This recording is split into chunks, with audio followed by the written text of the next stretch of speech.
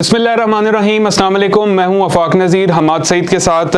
नाज़रीन, आज के प्रोग्राम के डिस्कशन में बात करेंगे इमरान रियाज को गुज़िश्ता रात गिरफ़्तार कर लिया गया है, तो इस पर क्या अंदर की खबर है। कमिश्नर रावलपिंडी ने अपना बयान बदल दिया है। इसके अलावा पंजाब असम्बली में जो है वो आज इफ्तिताही इजलास मुनक्किद हुआ है, इसको भी अपनी बहस का हिस्सा बनाएंगे। बैरिस्टर गौहर और उमर अयूब जो है वो सुन्नी इत्तेहाद कौंसिल में शामिल नहीं हुए, इसकी क्या वजूहात हैं। इसके अलावा जो है वो MKM का वफ़द जो है वो शहबाज शरीफ से मुलाकात करने जा रहा है शदीद तहफ़्फ़ुज़ात के साथ, इतने मुतालबे मान लिए जाने के बाद भी, तो इसकी क्या वजूहात हैं, इस पर तज्ज़िया लेते हैं। हमारे साथ मौजूद हैं हमाद सईद साहब, वेलकम। Thank you. अच्छा, पहले मैं इमरान रियाज की तरफ आता हूँ। गुज़िश्ता शब उन्हें दोबारा गिरफ्तार कर लिया गया, तो क्या अंदर की खबर है इस पर। लेकिन ये इमरान रियाज साहब, आपको पता है कि उन्होंने कुछ अर्सा पहले दोबारा से अपना वीलॉग स्टार्ट किया था जी, और उनकी गैदरिंग माशाल्लाह बहुत अच्छी हो चुकी है। लेकिन पहले कहा जा रहा था नोटिस जो दिए थे वो अदालत की तज़हीक और जजों की तज़हीक के हवाले से उनको नोटिस दिए गए थे, लेकिन अभी तक मुझे तस्दीक नहीं हो सकी कि उनको उसी केस में गिरफ़्तार किया गया। लेकिन ये बात तय है कि इनको किसी ना किसी केस में गिरफ़्तार करना ही करना था।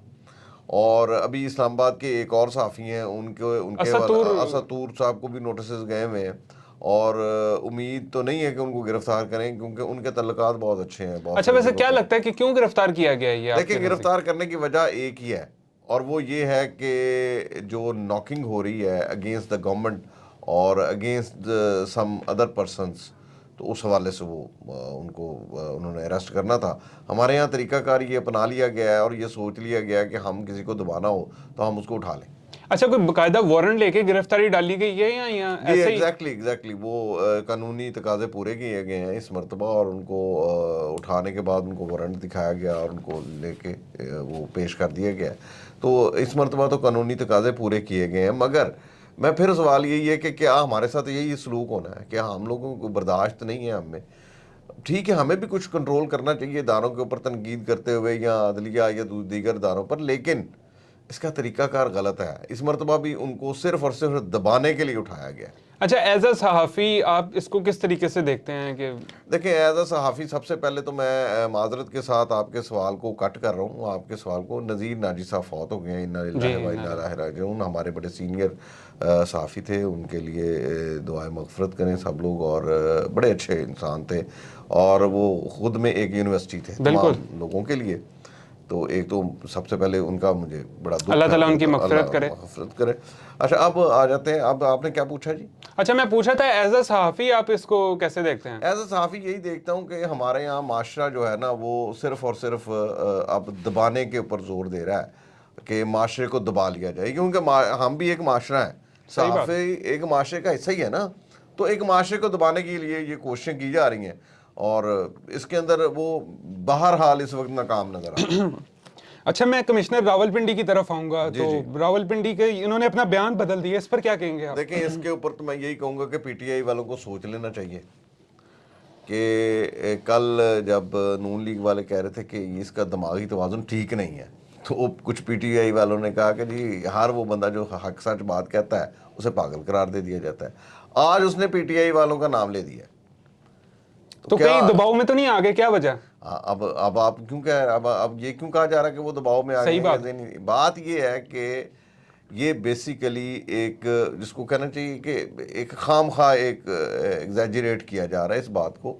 एक शख्स ने अपनी मर्ज़ी से बयान दिया, उसकी ज़हनी हालत अच्छी नहीं है, उसके हवाले से मुतअद्दिद मालूमात ये भी आ रही हैं कि ठीक है, देखिए एक सरकारी अफसर है, हम नून लीग वाले कहते हैं जी PTI के बड़ा करीब थे, और अल्लाह के बंदे मुझे ये बताओ कि क्या वो PTI के दौर में नौकरी छोड़ दें? भाई PTI होगी, वो जो सा भी सरकारी मुलाजिम है, उसने जो भी हुकूमत होगी उसके साथ ही रहना, चाहे वो PTI हो, चाहे नून लीग हो, चाहे कोई हो। इतना अरसा उसने सर्विस की है, उस वक्त वो पागल नहीं था। बात ये है कि कई बाज़ औक़ात ऐसा होता है कि ज़हनी दबाव में इंसान आ जाता है और कुछ गलत फैसले कर लेता है, और ये मेरा ख्याल है उसी ज़हनी दबाव। देखें, राना सनाउल्लाह ने भी एक बात की, उसने ना PTI पे डाला है ना किसी पे डाला है, उसने एक बात की है, उसने कहा जी ये ज़हनी दबाव का शिकार था। तो मेरा ख्याल है ठीक है, अब उसको एग्जैजरेट करेंगे या कुछ करेंगे तो बहुत सारे, लेकिन ये है कि उन्होंने जो अपना कमिश्नर साहब हैं, उन्होंने गौहर खान साहब का नाम जो है वो दबे लफ्ज़ों में ले दिया है। ٹھیک ہو گیا. اچھا آج پنجاب اسمبلی کا جو افتتاحی اجلاس تھا وہ منعقد ہو گیا ہے. پہلے تو مجھے یہ ساری پروسیسنگ بتا دیں کہ وزیر اعلیٰ کا انتخاب کب تک کر لیا جائے گا, اسپیکر ڈپٹی اسپیکر کا انتخاب. دیکھیں آج جو اجلاس شروع ہوا 2 گھنٹے 30 منٹ یعنی کہ 2.5 گھنٹے تاخیر سے شروع ہوا. نمبر 1. نمبر یہ اس کی کیا وجہ ہے؟ پہلے اس کی وجہ یہ ہے کہ اسپیکر صاحب چونکہ پہلا اجلاس نارملی ہوتا لیٹ گیا تھوڑا سا, کچھ لوگ بڑا لیٹ آ رہے تھے تو اس وجہ سے وہ لوگوں کے آنے کی امید تھی تو وہ لیٹ آئے, تو بہرحال وہ 2.5 گھنٹے لیٹ سے. جبکہ مریم نواز صاحبہ جو ہیں وہ تقریباً اجلاس کے وقت سے کوئی 20 منٹ لیٹ ہوئی ہیں, تو 2.5 گھنٹے جو ہے نا یہ اجلاس لیٹ ہوا. جب اجلاس شروع ہوا تو آپ کو پتہ ہے لائک آلویز ہنگامہ رائی کا نظر ہو گیا, اور ابھی تک ہنگامہ رائی کی نظر ہے. اور اس اجلاس میں جو پہلا اجلاس ہے, ہنگامہ رہی یہ پی ٹی آئی کی جانب سے کی گئی ہے, دونوں طرف سے کی گئی ہے. بہرحال وہ بات یہ ہے کہ اس وقت پی ٹی آئی تو نہیں, آپ سنی اتحاد کونسل کہہ لیں, اب پی ٹی آئی تو ختم ہو گئی, آپ سنی اتحاد کونسل جو ہے نا اس کی طرف سے الزام لگایا جا رہا ہے کہ انہوں نے ہنگامہ رہی شروع کی, انہوں نے نعرے بازی کی. تو اس سے پہلے مریم نواز کے حق میں بھی نعرے لگ رہے تھے, تو یہ ایسی کوئی بات نہیں ہے. لیکن یہ ہے کہ وہ ہونا ہی ہونا تھا, ہنگامہ رہی ہوئی, اجلاس لیٹ ہوا. لیکن پہلا اجلاس صرف اور صرف اس لیے ہوتا ہے کہ اس کے اندر حلف برداری ہوتی ہے. اس کے بعد کل جو اسپیکر صاحب کا اعلان ہے اس میں اس کے مطابق کہ کل جو ہے ڈپٹی اسپیکر کے لیے, ڈپٹی اسپیکر کے انتخاب کے لیے ہوگا شاید کل اجلاس, اور اس کے بعد جو ہے وہ ڈپٹی اسپیکر اس کو آگے بڑھائیں گے. اور تیسرے نمبر پہ اس کے بعد دونوں جماعتوں کو, جو بھی بڑی جماعتیں ہیں ان کی طرف سے کہا جائے گا, ان کو کہا جائے گا کہ بھی اپنے اپنے جو وزیر اعلیٰ کے امیدوار ہیں ان کے کاغذات نامزدگی کی دستخط کر کے جمع کروا دیجیے, اور وہ جب جمع ہو جائیں گے تو اس کے بعد پھر وہ پروسیس ہوگا. یعنی کہ اسپیکر کا پہلے انتخاب ہوگا, دین اس کے بعد ڈپٹی اسپیکر, پھر اسپیکر, اور اس کے بعد جو ہے وہ وزیر اعلیٰ پنجاب. اچھا مجھے یہ بتا دیں کہ نون لیگ نے اپنی سینئر قیادت سے جو ہے وہ صوبائی نشستوں سے استعفے مانگ لیے ہیں پنجاب کی. تین ہی ہے میرا خیال ہے, 3. ہاں ایک مریم نواز احسن اقبال ہیں, مریم نواز ہیں, ہاں جی مریم نواز صاحبہ سے, سوری معذرت کے ساتھ مریم نواز کہہ رہا ہوں, حمزہ شہباز, حمزہ وہ صوبائی اسمبلی کا ہے نا. ہاں جی جو مریم نواز ہے وہ این اے کی سیٹ سے ریزائن کریں گی, اور جو دوسرے ہیں وہ اپنا صوبائی سیٹوں پر سے ہو جائیں گے. اور جو این اے کی سیٹ ہے اس کے اوپر خواجہ سعد رفیق الیکشن لڑنے جا رہے ہیں. ٹھیک ہے. اور جو چھوٹی سیٹیں ہیں اس کے اوپر سننے میں آ رہا ہے کہ شاید رانا ثناء اللہ کو ایک مرتبہ کہا جائے کہ وہ لیں. اچھا حماس صاحب, یہ مسلم لیگ نون نے جو ہے وہ مریم اورنگزیب کو پنجاب میں مریم نواز کی معاونت کے لیے جو ہے وہاں پہ رکھنے کا فیصلہ کیا ہے, تو پھر حمزہ شہباز کو بھی تو رکھا جا سکتا تھا, ان کی بھی پنجاب میں کافی ورکنگ ہے. میں وہی بتانے لگا ہوں کہ جو مریم نواز کے ساتھ ایڈجسٹ کر جائیں گی جو ہیں یہ مریم اورنگزیب, اس کی وجہ یہ ہے کہ ان دونوں میں کافی اچھی انڈرسٹینڈنگ ہے. لیکن اس میں عظمیٰ بخاری جو ہے اس کا حق تلفی ہوگی, کیونکہ عظمیٰ بخاری جو ہے وہ پنجاب کی امیدوار تھی کہ وہ شاید آئیں. عظمیٰ بخاری کی حق تلفی ہوئی ہے. اور لیکن یہ ہے کہ جو مریم نواز ہیں وہ حمزہ شہباز کے ساتھ ایڈجسٹ نہ کر پاتی. تو حمزہ شہباز ناراض بھی, میں نے پہلے بھی کہا تھا آپ سے 1-2 پروگرام پہلے بھی, کہ حمزہ شہباز جو ہے وہ ناراض ہیں, خاندانی لڑائی چل رہی ہے, اور حمزہ شہباز جو ہے وہ اپنے والد صاحب شہباز شریف صاحب کے ساتھ چلے گئے ہیں, اور اب وہ اوپر اس کا مقابلہ, یعنی کہ وہ مریم نواز صاحبہ کے نیچے کام نہیں کر سکتے, نیچے ہوتے ہیں. ہاں یہ دونوں ایک دوسرے کے نیچے کام نہیں کر سکتے.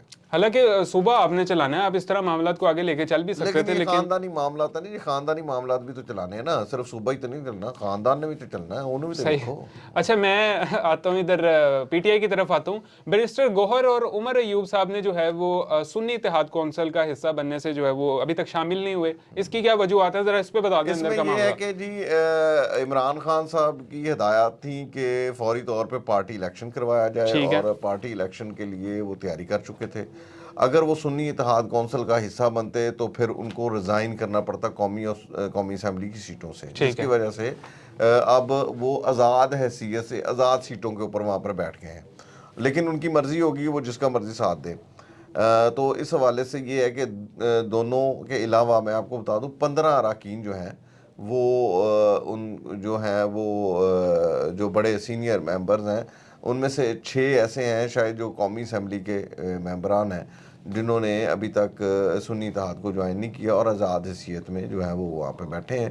یہ تمام لوگ آئندہ آنے والے چند دنوں میں, شاید 15-16 دنوں میں الیکشن ہو رہے ہیں, تو ان میں یہ PTI کے کنٹیسٹ کریں بطور امیدوار party election intra party election. اچھا میں MKM کی طرف اب آؤں گا. تو نون لیگ نے آخر کار مان ہی لیا MKM کا مطالبہ گورنر سندھ کے لیے, تو کس طرح منا لیا MKM نے؟ دیکھیں نون لیگ کا مطالبہ جو ہے وہ پہلے ہی مانی ہوئی تھی, یہ کوئی نئی بات نہیں ہے. نون لیگ ان الیکشنوں سے پہلے یہ معاہدہ طے ہو گیا تھا, ہم نے پہلے بھی یہ خبر دی تھی کہ نون لیگ آلریڈی اس چیز کے اوپر مان کے بیٹھی تھی کہ جیسے ہی الیکشن ختم ہوتے ہیں اور ہماری جو پارٹی ہے وہ حکومت بنائے گی, ٹھیک ہے, اس کے اندر چاہے ہم 2/3 اکثریت سے آئیں جی, چاہے ہم سادہ اکثریت سے آئیں, نون لیگ جو ہے وہ گورنر MQM کا ہی لگائے گی. ٹھیک ہے. تو ایک آپ دیکھیں ان الیکشنوں کے اندر جو 18 سیٹیں ان کو ملی ہیں, تو ایسے تو نہیں نہ مل گئیں. 18 سیٹیں کسی وجہ سے ملی ہیں. پیپلز پارٹی بہت چیخ رہی ہے کہ ان کی جو ہے نا وہ 9 سے زیادہ سیٹیں نہیں بنتی. اچھا پیپلز پارٹی کو کوئی اعتراض ہے اس کے اوپر گورنر سے؟ بہت زیادہ اعتراض ہے, بہت زیادہ تو اعتراض نون ہے. لیگ پہ انہوں نے دباؤ وغیرہ نہیں ڈالا؟ نہیں, لیکن اب چونکہ معاہدہ ہو چکا ہے تو اب وہ دباؤ میں نہیں ڈال سکتے. انہوں نے پہلے ہی ایکسیپٹ کر لیا ہے اس بات کو.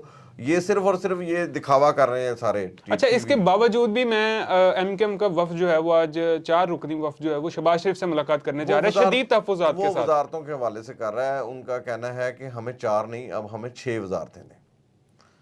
پہلے جبکہ نون لیگ ان کو 3 وزارتوں کی پیشکش کر رہی ہے, وہ 6 وزارتیں مانگ رہے ہیں. ان کا کہنا یہ ہے کہ جب پیپلز پارٹی وزارتیں نہیں لے رہی, ہاں جی, اور دیگر اتحادی جماعتیں ایسی پوزیشن میں نہیں ہیں کہ وہ آپ سے وزارتیں مانگیں, تو پھر ہمیں 6 وزارتیں دیں. تو مگر دوسری طرف یہ ہے کہ آئینی ترامیم کے حوالے سے بھی مسلم لیگ نون نے ان کو کوئی, اور جنہیں کہتے ہیں وار جواب کوئی نہیں دیتا انہوں نے آئینی ترامیم جو انہوں نے پیش کروانی تھی اس کے حوالے سے بھی انہوں نے کوئی جواب نہیں دیا. تو اس حوالے سے ان کو شدید تحفظات ہیں. تو وہ 6 وزارتوں کے چکر میں بھی ہیں, لیکن بہرحال امید یہی ہے کہ 4 وزارتوں پہ مان جائیں گے اور آئینی ترامیم جو ہے وہ شاید نہیں ہو. بہت شکریہ. حماد صاحب ہمارے ساتھ موجود تھے, شاندار تجزیہ انہوں نے پیش کیا. ناظرین ان کے معاملات بھی پیپلز پارٹی کی طرح طے پا ہی جائیں گے, بیکاز ان کو آپس میں جو ہے وہ معاملات طے کرنے ہی پڑیں گے. ان کے پاس کوئی اور آپشنز نہیں ہے. اگر آپس میں یہ معاملہ طے نہیں کریں گے تو پھر کون آ کر جو ہے وہ گورنمنٹ سنبھالے گا. تو بہرحال ان کے پاس کوئی اور آپشنز نہیں ہیں. تو اسی کے ساتھ یہ تھا ہمارا آج کا پروگرام. آپ سے ملاقات ہوگی انشاءاللہ نیکسٹ میں. تب تک کے لیے اللہ حافظ.